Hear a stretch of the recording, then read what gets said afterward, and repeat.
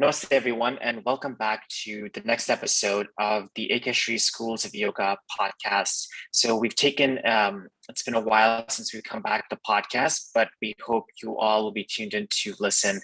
So once again, as we've mentioned before, the goal of the podcast is to really distill down a bunch of the key seminal concepts within yoga and yoga philosophy, broadly speaking, and have a conversation around that, as well as figure out what the best way to translate these principles into our day-to-day lives might be.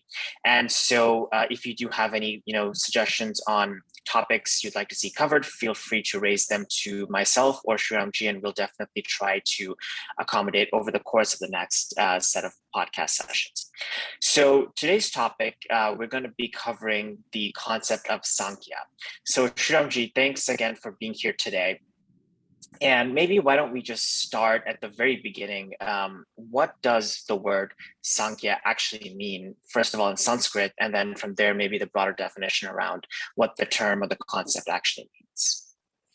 Thank you. Thank you so much, Vedant ji.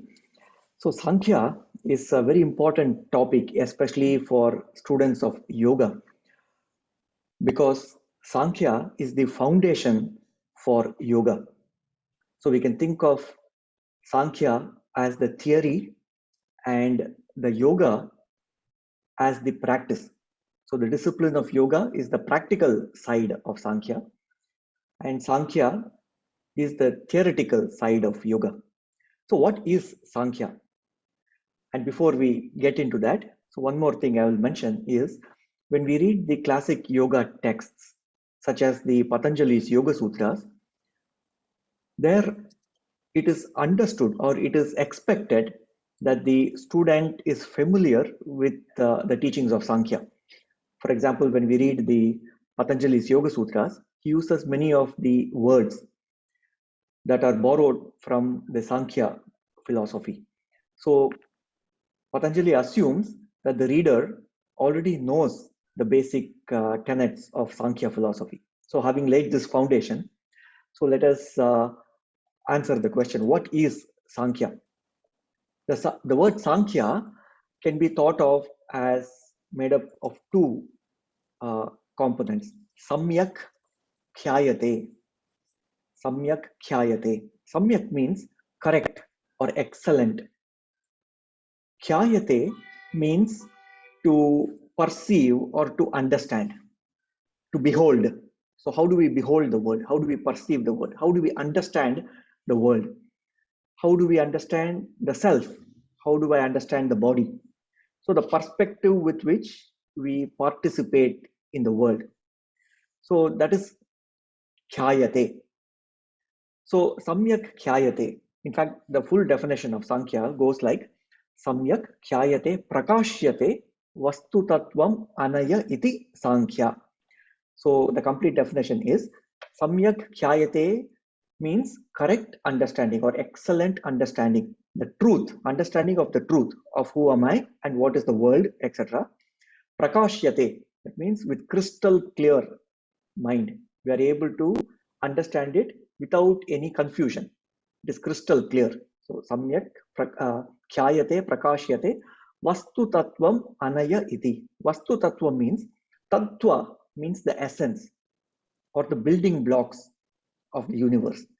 So understanding these principles very clearly, the truth behind what this world is or what this universe is, and the truth behind who am I. So that is Sankhya. That is the technical definition of Sankhya. So we can say, if we were to sum it up in one sentence, understanding the truth is Sankhya. The clarity of the truth, where there is no confusion, no doubt, and we're able to perceive things where our perception aligns with the perspective of truth. That is Sankhya. Now, why is this important? Why is this correct perception important? It is because of two reasons, which I will illustrate with a couple of analogies. So the first analogy is a very well-known example that is given. It is It is in Sanskrit called Rajju Sarpa Bhranti. That means the illusion of snake and the rope. So if someone were to see a rope, a harmless rope lying on the ground, and if they misassume that to be a snake, they misperceive the rope, a harmless rope, to be a snake, then you can imagine they will get afraid, and perhaps a fight or flight response might be triggered in their system. Heart beats faster, sweating happens in the body, breathing is faster, and perhaps they're trying to run away, or perhaps they're trying to fight with that snake which is not there. Now, when the sun rises and when the surroundings, the environment is illumined by the rays of the sun, when they discover that, oh, it is not a snake, it is a harmless rope, then can you imagine the relief they will feel, right? There were so many negative emotions because of that misperception. All those negative emotions will simply disappear. And there is a huge sigh of relief. Oh, I can relax now. It is not a snake. It is just a harmless piece of rope. I don't need to be afraid.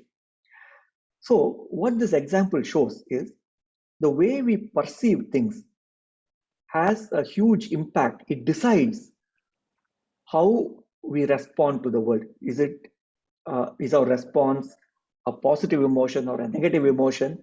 So the vantage point from which we see things, how we perceive things, decides our emotions that are triggered. So Sankhya philosophy takes this to the extreme, and it makes a very bold statement. The first bold statement that Sankhya makes is every experience of negative emotion is because of misperception or misunderstanding. We are seeing a rope and imagining that to be a snake. You see? So each time we experience a negative emotion, whether it is fear or even anger or hatred, any negative emotion happens because we are not seeing things as they are. Our perception has deviated from the perspective of truth. So that is the first, it's a very bold statement to make. Any negative emotion is because we are not seeing things clearly. We are not beholding things clearly. As they say, the beauty lies in the eyes of the beholder. So how do we behold the universe? How do we see the universe? Are we seeing the truth, or are we misled by our perceptions or perspectives? So that is what Sankhya examines. So that is the first bold claim Sankhya makes, namely, every negative emotion is because of misperception or misunderstanding. And by the way, perception and understanding are both combined in Sankhya. In other words, perception is what we receive through our senses, and understanding is how we use our intellect to determine how things are in the world.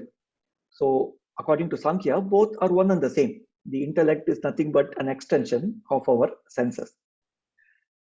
Now, Sankhya also makes a second very bold statement. And to uncover this bold statement, let me present one more analogy. This analogy is that of a beggar. A beggar has been sitting in the same spot for 40 years, and they have been begging throughout their life. The beggar is suffering and begging most of their life. And one day, a passerby says, "Oh, do you know that the place in which you are sitting was once the throne of a great king?" It is a Vikramaditya, great king. And the beggar said, "Oh, wow, that means the place where I'm sitting, there could be a treasure that is lying underneath." And indeed, when he dug up that place, he found a huge treasure chest. So what Sankhya says is, most of our life we spend this way. We don't know the truth about who we are and the truth about our world. If we were to know the truth, we will be in samadhi. It will take us to ecstasy. Just like the beggar, when they found that they're sitting on a treasure, then all their worries, miseries will simply disappear. and they'll be so happy. Oh, wow, now I don't need to struggle. So Sankhya makes this second bold claim. Sankhya says that when you know the truth, as they say, the truth shall set you free. It will set us free of all our negative emotions and we will be in samadhi. So according to Sankhya, samadhi experience, the total state of bliss, the complete state of bliss happens when we see the truth. And why is truth so powerful that can set us free? It is because when we discover the truth of who we are, we realize that we are much more powerful. We have so much potential within us, and we were just not aware of it. Just like the beggar, not aware of what they are sitting on. And when we discover, oh, I'm sitting on so much powers within me, superpowers are hidden within me. I can actualize my life. I have so much potential that I can unleash. And when we discover that, when we discover the truth, we will be in great bliss. We will be in samadhi. So two bold claims Sankhya makes. One is all experience of negative emotion is because of misperception or misunderstanding of the truth. And the second bold statement is when we see the truth, we will be so happy that we will be in samadhi. So that's what Sankhya says. That's a very interesting way to describe that, Shriramji, and I really appreciate the analogy. I think that makes things very clear in terms of how to think about both of the concepts. And I really also like the point about how if you kind of are all-knowing and you know everything, properly, let's say, right, you are in that state of samadhi, and by virtue of not having that, then there's something left to do in order to achieve that final state, right? So maybe there, I think we started to touch upon this, Shriramji, but maybe in a more concrete sense, can we talk about how exactly the practice of yoga builds upon this philosophy of Sankhya? Yes, that's an excellent question. So as we saw, the Patanjali's Yoga Sutras, for example, assumes that the student is familiar with the Sankhya philosophy. So where yoga comes in is, suppose we see the rope and somebody says, don't worry, it's not a snake, it is just a rope. We may not believe them, you see, because the sun has not yet arisen, it's still dark, we are not able to see clearly. And even if a passerby says there's nothing to worry, no fear, it is not a snake, we may not believe them until we see it for ourselves. You see? So, what yoga does is to awaken the light of awareness. And we have seen the practices before. For example, when we talked about pranayama, pranayama removes the layers of darkness and reveals the light. So, you can think of our awareness as a little flashlight that we are carrying. With our awareness, we are able to perceive the world outside. And the more clouded the awareness is, then there is more chance of misperception. And therefore, there is more chance of negative emotion, according to this Sankhya philosophy. So, the more brilliant our mind is, in other words, when the flashlight is very bright, then chances are that we are able to see the truth clearly. So, how yoga steps in is, yoga says, okay, here are certain disciplines that you can do to illumine the mind. So, all the mental fog or the brain clog, as they say, when that gets cleared, we start seeing things as they are. There's no chance that we will see a rope and mistake that for a snake. You see? So, yoga is the practical aspect of it where we are able to see things clearly, doing some practices so that it illumines the mind and we are able to see the truth clearly. So that is how yoga comes into the picture. And maybe distilling that down a little bit more, Shriramji. So, what should our audience's key takeaways be when it comes to actually thinking about how that practically applies on a daily basis or like on a day-to-day life? Like, what maybe examples or simple analogies can you give, maybe just for like illustrative purposes? That's an excellent point because, okay, it might sound beautiful as a theory, but what are its practical benefits? in especially day-to-day life. So with our daily practice of yoga, that includes asanas, pranayama, or even whatever we do outside the yoga mat, the disciplines that we undertake as part of our yoga sadhana, what it does is it changes or it transforms our mind. And we have seen some of it before when we talked about parinamas, the transformations of the mind. So with each day's practice, when we clear the cobwebs of the mind, when the mind becomes more and more clear, then when we participate with life, we are able to express and experience life with a more clear understanding of what's going on. There's less chance of getting bogged down by life. For example, when the mind is clogged or confused, perhaps we may label a challenging situation as a big burden, or perhaps label the situation as trouble or defeat or failure, perhaps. Whereas when there is clarity of mind, they see the same thing differently. It's like half empty or half full, right? So with a different state of mind, the same situation may not appear so daunting. Oh, let me deal with it playfully. So they don't see it as a big challenge. They see it as a play. Okay, let me see how I can overcome this. It's like a puzzle that I am trying to solve. So you see, the perspective with which we behold the same event or the same situation is very different. And with the practice of yoga, because the mind is so much more clear, we are able to see things differently. It has transformed the way in which we live our life. No, thanks for explaining that, Shriram. I think that makes a lot of sense. And I really appreciated the analogy around the concept of cobwebs in the mind, right? And how to kind of clear them out so we can think a little bit more clearly.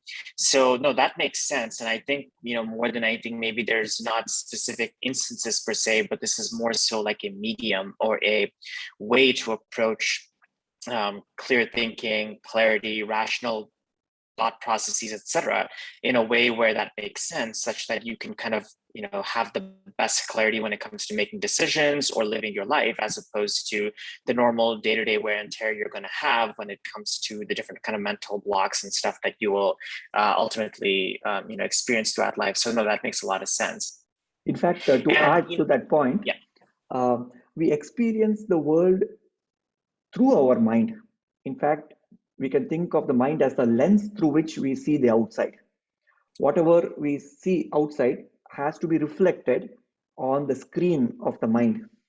And if the mind itself is messed up, perhaps it presents a very distorted view of what is going on outside, or a distorted view of ourselves. And remember the basic tenet of Sankhya philosophy: whenever the truth gets distorted, then we don't have the best experience. We are not in samadhi. Perhaps there is negative emotion around that. So when the mind becomes so clear that it reflects the truth, it doesn't distort anything, it presents the knowledge or the perception fully, then we are able to see the truth. It will uplift us rather than it will bog us down with negative emotion. Wonderful. Thanks for sharing that. And, previously, Shriramji, I think we had discussed this, but we saw Sankhya as, numbers or counting or enumeration. And so how is that related to the philosophy of Sankhya, just conceptually as a whole? Yes, in fact, the word Sankhya and the word Sankhya means numbers or enumeration or counting. And for those of you who have been listening to the podcast, some of the previous podcasts, you might recognize this word Sankhya. We saw this in our pranayama discussion. One of the words that Patanjali mentions in pranayama, Bahyabhyantara Stambhavrita Desha Kala Sankhyabihi Paridrishto Dirgha Sukshmaha. Sankhya means counting, how many times you breathe. So in the context that Patanjali gives this sutra, he talks about counting the number of breaths in pranayama. But coming back to our discussion on Sankhya, the word Sankhya and the word Sankhya, they are related. Sankhya is counting, and the word Sankhya can also be defined as Sankhyayaha Sankhya. That means that which belongs to Sankhya, that which belongs to counting or enumeration, that which is related to is Sankhya. And in Sanskrit, so this is one of the uh, grammatical aspects. For example, the son of Dasharatha is Dasharathi. The daughter of Janaka is Janaki. So you expand the first syllable. So that which is born out of Sankhya becomes Sankhya. You see? So that which is born out of enumeration or counting is Sankhya. Now you might be wondering, how is whatever we discussed before about correct perception, etc., how is that related to counting? So here is the key. Now, misperception happens when we confuse two things and when we misassume one for the other. For example, the body and me, the core of who I am, they're two different things. But when we misassume one for the other, if I think I am the body, that means I'm not seeing the two entities as separate. They are appearing as one big blob, right? So where does enumeration or counting come in here? When we are able to see things clearly, that we are discerning the difference between the different building blocks of this universe. That is Sankhya. You see, what Sankhya says is that the whole universe is made up of a few countable number of building blocks. In fact, it enumerates 24 building blocks. These are called tattvas, 24 building blocks that make up the whole physical universe. And there is a 25th tattva, which is separate, which is the conscious entity, which is called the Purusha. So the 24 building blocks, which are inanimate, in Sanskrit, it's called jada. Jada means lifeless. It is just a playground or the stage in which all these Purushas, they participate to have a shared experience, you see. So what Sankhya says is, although the universe is so big and so diverse, there is so much variety here, ultimately they're made up of these 24 building blocks, and you can count them. So that is why it is also born out of counting. So Sankhya philosophy is related to counting because it enumerates the 24 building blocks plus the one tattva, which is the Purusha. And interestingly, this concept or this idea is not very different from some of the modern understandings of cosmos. For example, there is the standard version or the standard model of physics that talks about a few number of building blocks. If I remember correctly, it's 35 building blocks, which include things like electrons and quarks that make up the protons and neutrons, and then the photons, etc. So ultimately, the whole universe is made up of these 35 building blocks. It is very similar to what Sankhya presents. Namely, in Sankhya, the 24 tattvas it enumerates, it's perhaps different, but the idea, the core idea is fascinating. It's the same. Namely, the whole universe is made up of a few building blocks. You can count them on your fingers. So that is why Sankhya is also called Sankhyayaha. That means it's born out of enumeration or counting. And one more thing I'll just mention, and I'll stop after that. The concept of Purusha as a tattva, in other words, the conscious entity as a separate tattva or a separate entity, is something fascinating. And for example, when we talk about the modern physics and the the perspective of modern cosmology or quantum mechanics. Perhaps the idea that the consciousness is not a separate particle or a separate entity, perhaps that is not yet in the forefront. Whereas Sankhya makes that claim, perhaps we can say it's another bold claim of Sankhya, namely the conscious entity, which is the Purusha, or also called the Atman or a Kshetrajna. There are different names in Sanskrit. So this is a separate entity which is qualitatively different from the other 24 tattvas. Wonderful. That is a very detailed explanation. So thanks for that. And hopefully it gives our listeners some context as to how to think about that translation between the numbers and the counting, and just broadly, right, conceptually, how that relates to the philosophy put forth here. So maybe Shriramji, moving to the role of the Purusha. So can you maybe give our listeners a first maybe definitional sense of what the concept Purusha actually means, or sorry, what the word means, and then after that, conceptually, what does this concept actually mean, and how does it fit into the broader topic of Sankhya here that we've been talking about? Yes, in fact, Patanjali himself in his Yoga Sutras, he gives a summary of Sankhya in, I think, 3 or 4 sutras, and perhaps we will use that to summarize what is the function and the role of the Purusha, and what is the function and the role of the Prakriti. So the broad overview is that the whole Prakriti, or the whole physical universe, the inanimate physical universe, is just a playground or a stage in which this multiplicity of Purushas, in other words, the multiplicity of beings, they have a shared experience.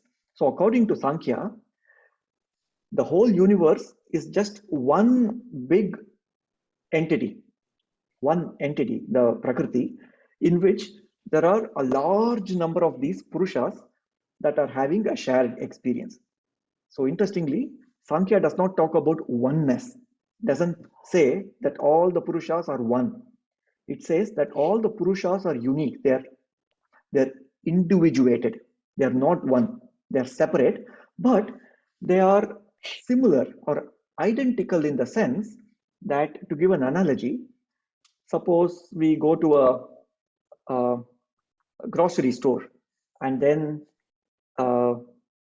say we do a cash transaction, which is perhaps not very often we do these days. Like if you give cash and if they give a change, for example, if they give a change for $10, whether they give a $10 note, this note or another note, it doesn't really matter. You don't say, I want that particular $10 bill, right? All $10 are identical in our eyes. Like that, all the Purushas in that sense are identical, yet they are different. You see, they're different in the sense that they are unique.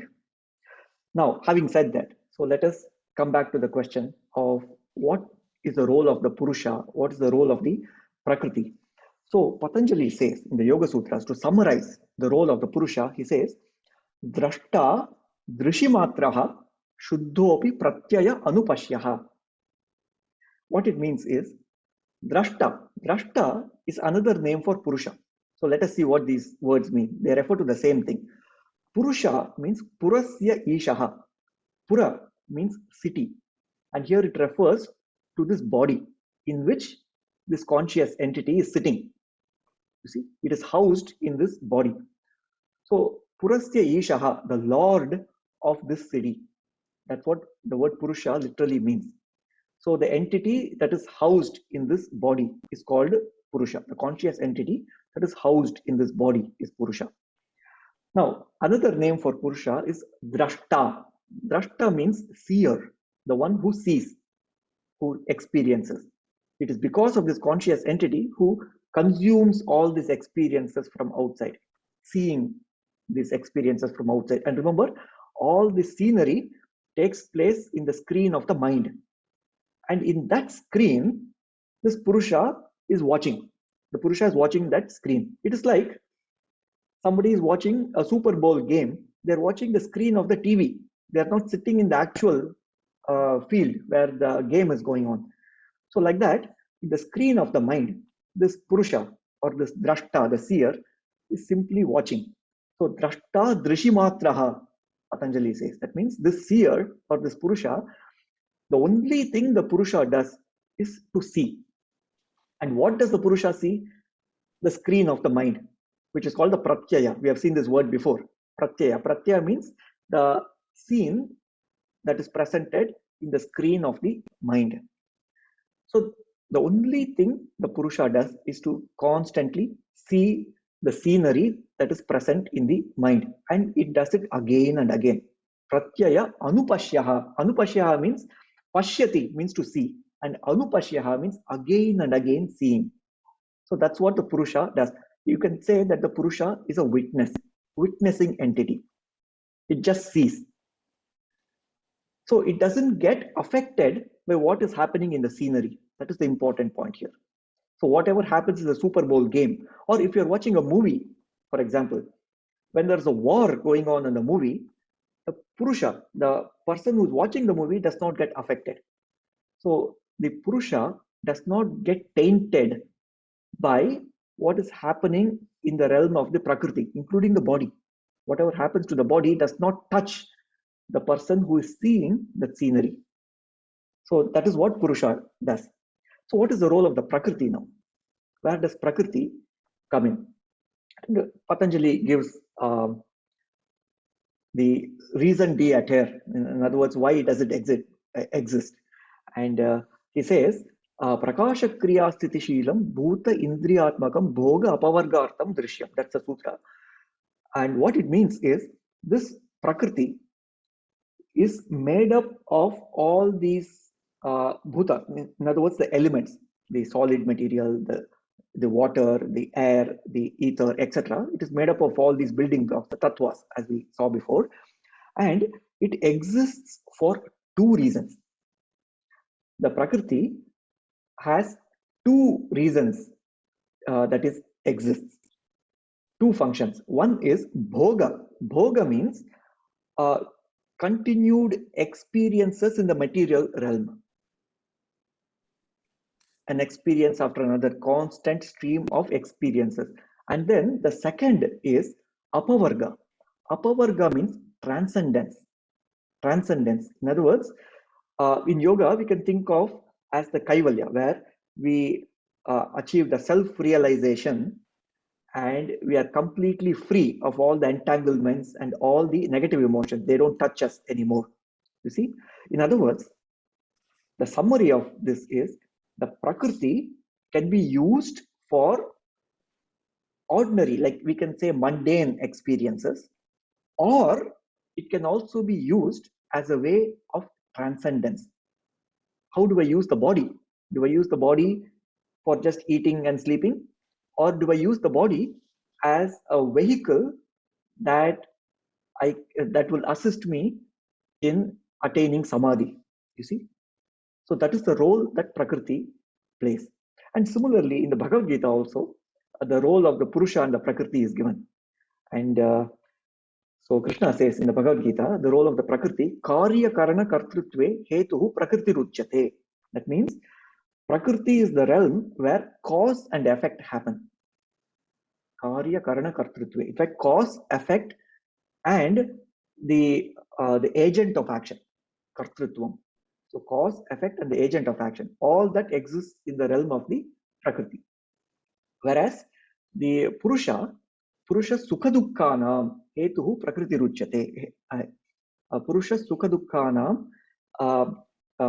So the Purusha is the one, the presence of the Purusha is the one that causes the Sukha and Dukkha. That means the experience of pleasure and pain. It happens because of the Purusha. You see, if the conscious entity is not there, it is just a mechanical process that's going on. But the moment there is a witness consciousness, they experience pleasure and pain, and that happens because of Purusha. Wonderful. That's a beautiful explanation. And maybe to round that out, Shriramji, can we talk about the role of Vedanta and where that fits in. I guess it would fit in very well with these concepts. So maybe let's elaborate just a little bit more on that. In fact, these three philosophies, namely Sankhya, Yoga, and Vedanta, we can think of them as sibling philosophies, as they had a parallel stream of evolution. They grew together. And Vedanta is another perspective that is presented along with Sankhya. And there are main differences, although most of the tenets of Sankhya and Vedanta are same. For example, the fact that if we are looking for happiness, the source of happiness is the Purusha, you see. So that is one of the basic, in fact, I had forgotten to mention that. So where is the source of happiness? Is it in the Prakriti or is it in the Purusha? And Sankhya says, if you're searching for happiness, and who is not, right? Every being is searching for happiness. That happiness can only come from within. Even if we think that the happiness is coming from that object outside, that object is just a catalyst that allows the happiness from within to come up, you see. So ultimately, the happiness comes from within. And this idea that happiness is within is the constant thread along all these three philosophies, Sankhya, Yoga, and Vedanta. All of them assert that the happiness lies within. Now, the nature of the self, the nature of the Purusha, are they all separate entities? That's what Sankhya asserts. Whereas Vedanta says, no, it appears as separate. Like you see the different flowers in the same tree, but ultimately the whole thing is just one unit. They are just different aspects of the one entity. And Vedanta goes one step more and says Prakriti and the Purusha are not separate entities.